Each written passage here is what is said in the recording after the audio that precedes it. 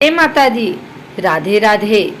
आइए सुनते हैं आज शुक्रवार के दिन माँ अन्नपूर्णा की यह कहानी। ऐसा माना जाता है कि देवी अन्नपूर्णा पहाड़ों के राजा हिमवत की बेटियों में से एक हैं। इसलिए हिमालय में अन्नपूर्णा का नाम देवी अन्नपूर्णा के नाम पर रखा गया। पश्चिमी देशों में खाद्य पदार्थों के साथ उनका नाम जुड़ा होने के कारण उन्हें भोजन के हिंदू ईश्वर के नाम से जाना जाता है। आइए सुनते हैं माँ अन्नपूर्णा की यह कहानी। भगवान शंकर और माँ पार्वती अक्सर कैलाश पर्वत पर पासा खेलते थे। एक दिन भगवान शंकर और माता पार्वती के बीच प्रकृति के महत्व और पुरुष की श्रेष्ठता को लेकर बहस हो गई, क्योंकि भगवान शंकर पुरुष की श्रेष्ठता पर जोर दे रहे थे। भगवान शंकर ने माँ पार्वती से कहा कि संसार एक भ्रम है, प्रकृति एक भ्रम है, सभी कुछ एक मृग तृष्णा है। यहाँ पल आता है और चला जाता है, यहाँ तक कि भोजन भी सिर्फ माया है। माँ पार्वती जो भोजन सहित सभी भौतिक चीज़ों की जननी है, उन्होंने यह बात सुनकर अपना आपा खो दिया। तभी माँ पार्वती बोली, अगर मैं सिर्फ एक भ्रम हूँ तो देखते हैं कि आप और आपकी बाकी दुनिया मेरे बिना कैसे रहते हैं। ऐसा कहकर वो दुनिया से गायब हो गई।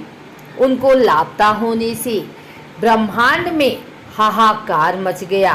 समय स्थिर हो गया, ऋतु परिवर्तन रुक सा गया, धरती बंजर हो गई और भयानक सूखा पड़ने लगा।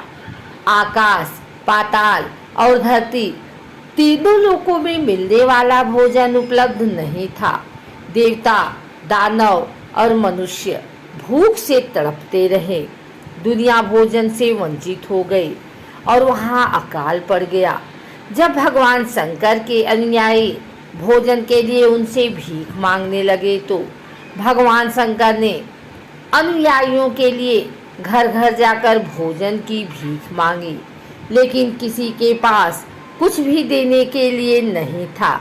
भगवान विष्णु ने भगवान शंकर से कहा, मैंने सुना है काशी में एक महिला ने लोगों के लिए भोजन दान करना शुरू किया है।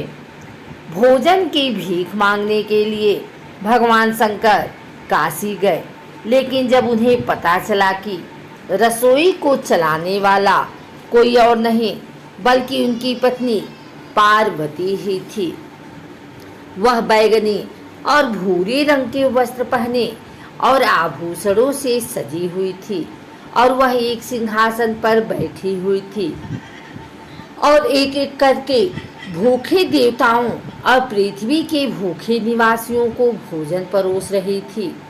उन्होंने अपने पुत्र कार्तिकेय और गणेश को भी भोजन कराया। माँ पार्वती का यह सुंदर रूप कोई और नहीं बल्कि देवी अन्नपूर्णा देवी थी, जो पूर्ण और संपूर्ण है। अन्नपूर्णा ने शिव को भिक्षा के रूप में भोजन कराया और देवी ने प्रसन्न होकर कहा कि मैं अन्नपूर्णा के रूप में काशी में निवास करूंगी। माँ अन्नपूर्णा की दूसरी कहानी एक और किंवदंती है, जो कहती है कि एक बार त्रिमूर्ति के बीच में बहस हो गई कि उनमें से कौन महान है, क्योंकि सभी अपनी अपनी उपलब्धियां बता रहे थे। जब महादेवी ने उनकी बहस सुनी तो उन्होंने उनको सबक सिखाने की सोची और अदृश्य हो गई, जिसके फलस्वरूप अकाल पड़ गया, जिसके कारण सभी भूख के कारण कमजोर पड़ने लगे। तब सभी ने भोजन के लिए त्रिमूर्ति से विनती की। तब भगवान विष्णु ने भगवान शंकर से कहा, आपने सही कहा था, देवी के अदृश्य होने के साथ ही ब्रह्मांड कमजोर होने लगा। मैंने काशी में एक देवी के बारे में सुना है जिसने लोगों के खाने के लिए भोजन बांटना शुरू किया है।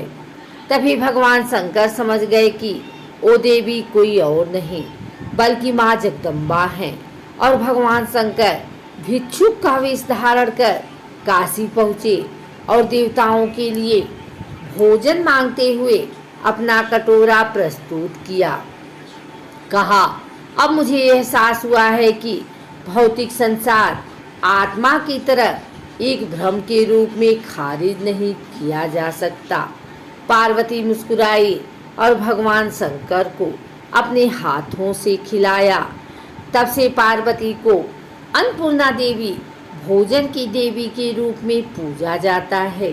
देवी खुश हुई क्योंकि अब देवता सबक सीख चुके थे और खुश होकर देवी ने कहा, मैं अन्नपूर्णा के रूप में काशी में रहूंगी।